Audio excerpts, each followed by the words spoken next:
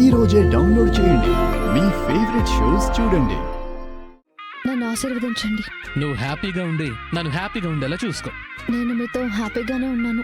ఈ హ్యాపీ మరింత హ్యాపీగా ఉండాలని అలా అన్నాను. శరణ్య మంచి మూడ్లో ఉన్నట్టుంది. ఇప్పుడే నా మనసులో మాట తనతో చెప్పేయాలి. మీకు ఇష్టం ఉన్నా లేకపోయినా మీరంటే నాకు ఇష్టమండి.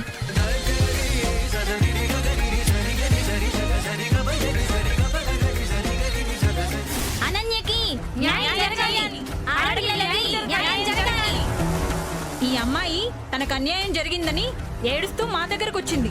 మేం న్యాయం చేస్తామని తనకి మాటిచ్చాం. కన్నీళ్లు కారుస్తూ ప్రతి ఆడపిల్ల మీ ముందుకు జెన్యూన్ గానే వచ్చిందని ఏంటి గ్యారంటీ?